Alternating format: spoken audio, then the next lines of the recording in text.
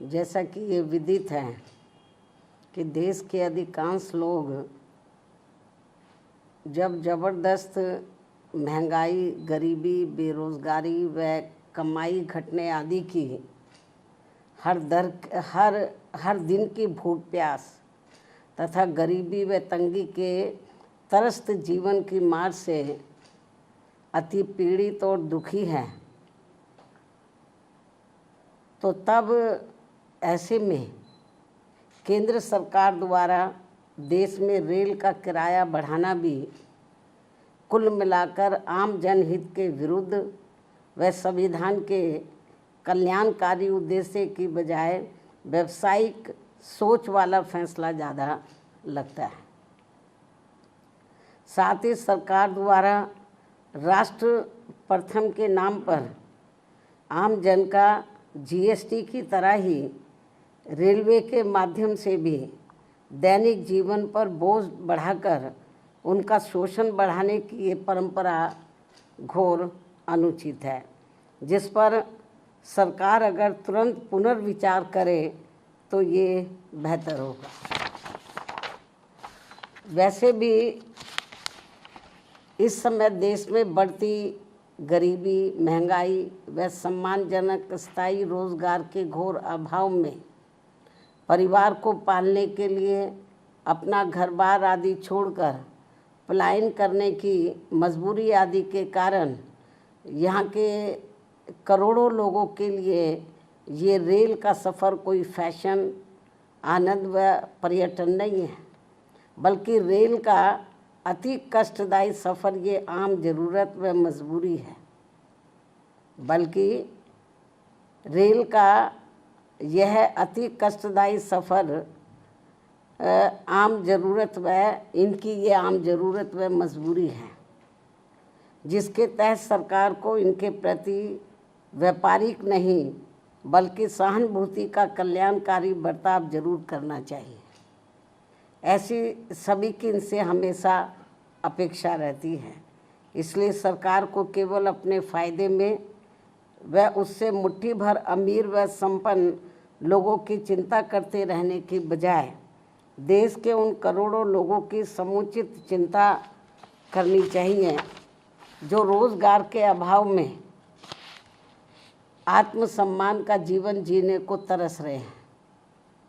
तथा परिवार का कम से कम एक वक्त पेट भरकर किसी प्रकार गुजर बसर करने के लिए सरकार की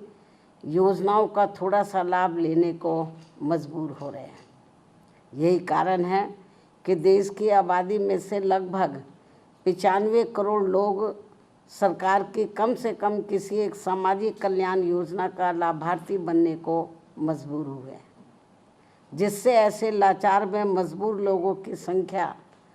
अब बढ़ते बढ़ते वर्तमान वर्ष सन 2025 में लगभग 64.3% तक पहुंच गई है, जबकि सन 2016 में ये संख्या करीब 22% ही थी। किंतु अंतर्राष्ट्रीय श्रम संगठन के इन आंकड़ों को भी सरकार अपनी उपलब्धि बता रही है। क्या ये उचित व शोभनीय है?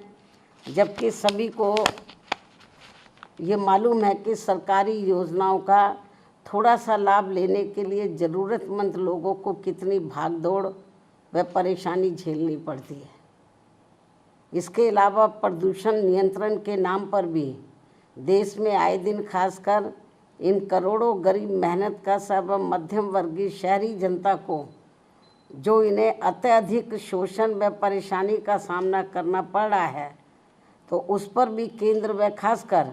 दिल्ली सरकार को भी उचित ध्यान देना बहुत ज़रूरी हो गया है। वास्तव में लगभग 100 करोड़ से अधिक गरीब लोगों के भारत देश में वाहन प्रदूषण रोकने के लिए उसकी जीवन सीमा पर सख्ती से अनुपालन के अलावा और भी दूसरे बहुत सारे उपायों पर सरकार द्वारा अमल किया जाना चाहिए, जो ये बहुत ज़रूरी है, ताकि इस ट्रांसपोर्ट के उद्योग धंधे में लगे करोड़ों परिवार वालों के जीवन को और अधिक तंगी और परेशानी वाला होने से बचाया जा सके। साथ ही दिल्ली की सरकार द्वारा गरीब व दूसरे प्रदेशों से भी, खासकर यूपी, बिहार व बंगाल आदि राज्यों से रोटी रोजी के लिए पलायन करने वालों को यहाँ बिना कोई दूसरी व्यवस्था किए हुए उन्हें जिस बेरहमी से उजाड़ने का ये जन विरोधी रवैया अपनाया जा रहा है,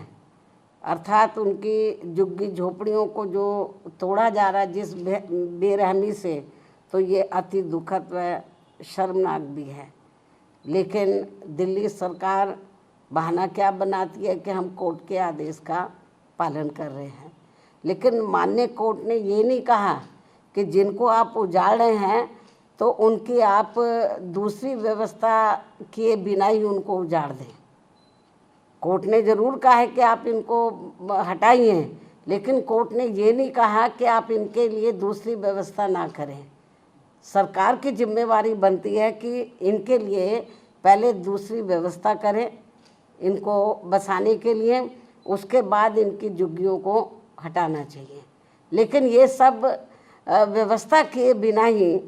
तो कोर्ट की आड़ में जो इनके साथ में अन्याय अत्याचार हो रहा, शोषण हो रहा है, तो मैं समझती हूँ ठीक नहीं है। वैसे भी दैनिक उपयोग की आवश्यक वस्तुओं पर भी जिस प्रकार से कीमतें बढ़ाई जा रही हैं, इसके अलावा दैनिक उपयोग की आवश्यक वस्तुओं पर भी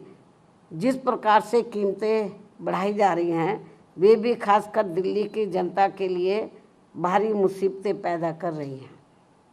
आमदनी कम व खर्च ज़्यादा से लोगों के अच्छे दिन की उम्मीदों का फिर क्या होगा, ये सामाजिक भलाई के संबंध में सोचने वाली अहम बात है। इसी क्रम में देश भर में